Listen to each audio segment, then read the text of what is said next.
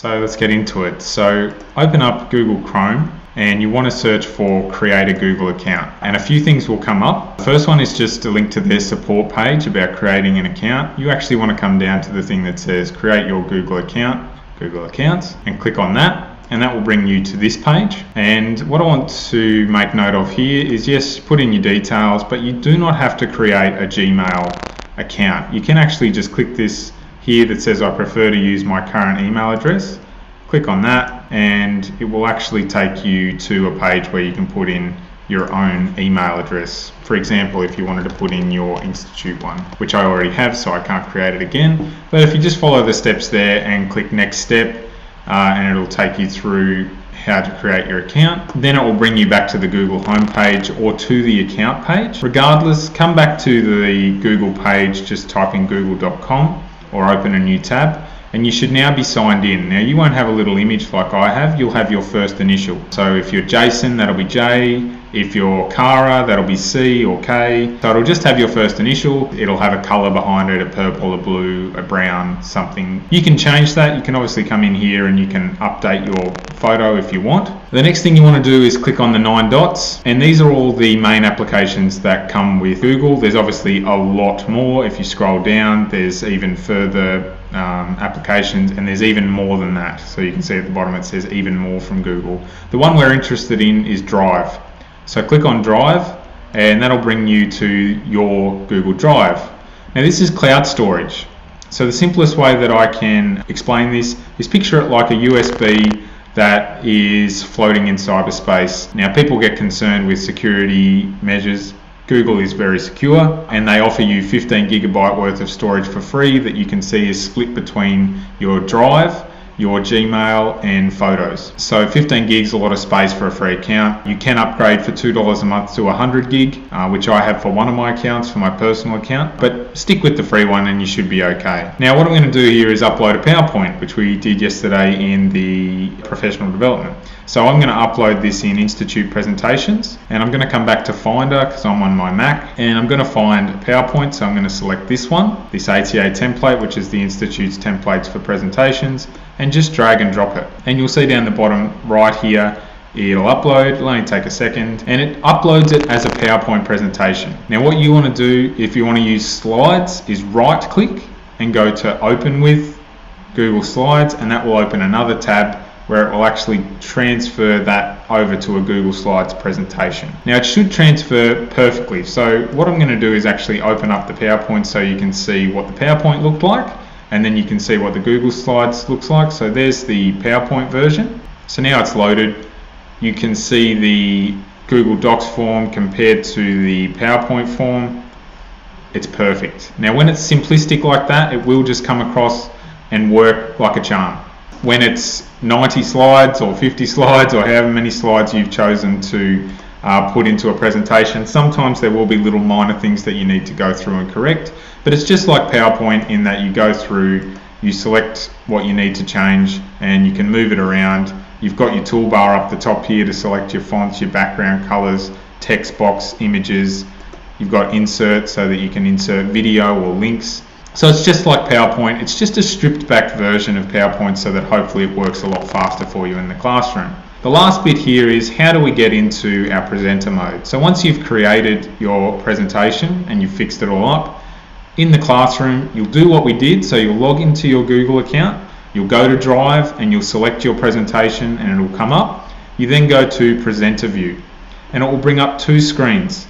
The first one here is the audience tools, and you go Start New to start a new presentation, and questions will start to appear there when students put them up. And what you want students to do is to go to this link at the top here, and I'm going to go to that so you can see what the students see. So this is what the students see. So on a desktop this is what it looks like. You can type in your question, you can go what is the price of eggs in China, and if you want to you can ask this anonymously and click submit.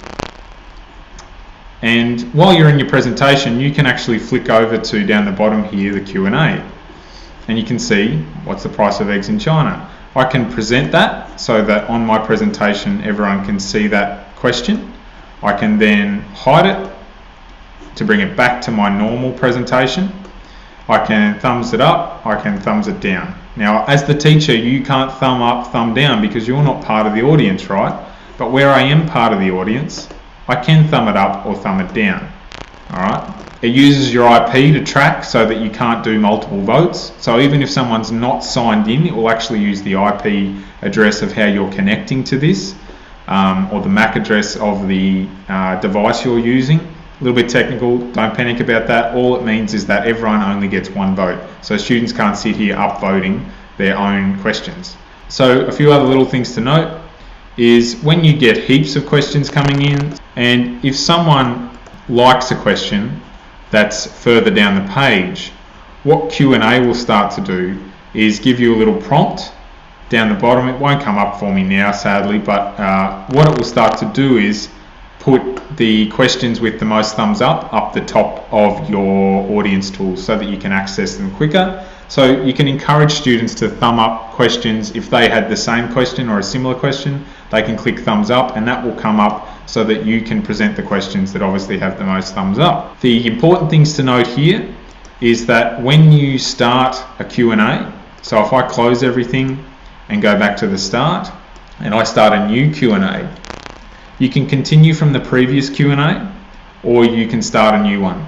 Alright, so I've loaded it now and you can see that it says down the bottom here, continue recent or start new. So if you start new, it will erase all those old questions. If you go continue recent, it will give you the option to click on the one that was most recently done, and it will present you with all those same questions again. And all the students who then log into that particular address will see all those questions as well. And if you want to start this up, but you want to at some point stop accepting questions, you can turn it off so students won't have access. But use that if you need to. The best way to do this if you want to keep track of all the questions is at the end of your class is to just highlight everything and copy this over to what we call a Google Doc, which is basically like Microsoft Word, but Google's version of it. So all I did there was in that same folder, I went new, Google Doc. And that brings up what looks like a pretty plain document. So I can click in here once it's loaded. Now that it's loaded, I can paste what I copied, and it will paste it in pretty much the same format that was in the questions. It may be a little bit cumbersome. It'll even paste the images if people have to do that. You can easily remove that there, just paste it there as images. You can just click and delete that. And that way you can create sort of, continue to have new conversations and new questions and answers and add to previous ones. Or if you want, you can just keep continuing the same conversation so that students can look back on previous conversations. So that's how to set up a Google account, how to use Google Drive, and how to use Google Docs as well, how to use Presenter View. So just to recap the steps, we created an account, we came to the Google homepage, we clicked the 9 dots, we came to our Drive, and then we uploaded a PowerPoint presentation. We right-clicked on it once it was uploaded and asked Google to open it with Google Slides. That opened up our presentation, and then we went to Present and Presenter View, which brought up the question and answer for students to get involved in. That's the step-by-step process. We then copied all those questions over into a Google Doc. To get to that Google Doc, we came back to our Drive, we went new, Google Doc, and that opened up this untitled document, and then we just pasted the information in there. And then you can actually use the same premise. You can actually share this information with people via a link, or you can share it via their email address. But I'll get into that in another video about sharing and how the privileges work. That's it for now. If you've got any questions, please type them in the comments section below, or I'll also put my contact details in the little description of the video so that you can get in contact, ask questions. If you feel like I've missed anything or you feel like I rushed anything, we can go back over in more detail. Thanks very much for your time. So here's a little add-on, just how you can use your phone to be able to monitor the questions on the Q&A. So what you want to do is go to the same Google Slides address that your students are going to. So For me, that is this top one here on my search, so I'm just going to click that, and it's going to take me into that Q&A. And so now I can punch in questions if I want. And just note that on the phone, if you scroll to the bottom, once you remove your keyboard, there actually is a box at the bottom to actually change that to anonymous if you want to.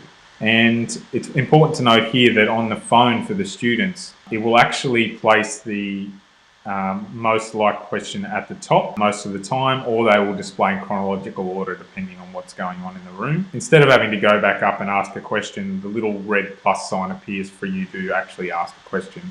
So just when you're talking to students using it on their device, just make sure that you actually give them a little bit of time to actually practice and use it before you launch into using it in the class. Don't just expect that they'll know how to use it or that they will use it, because some of them will still just communicate with you face to face. This is just meant as an extra tool. So if you have the phone near you, you can actually log into the same thing as the students and then just leave that there and monitor the questions as they come along. If you've got an extra device. If you don't have an extra device, then you don't have an extra device. You just monitor it on your actual desktop, and you make sure that you stop sort of at certain points in your presentation to see whether there's any questions going on that you want to answer from the students, or any material that you want to return to. So that was just a little add-on. Again, if you felt like I went too fast there, please review the video, ask me questions on the comment section below, and I'll hopefully talk to you soon. Good luck.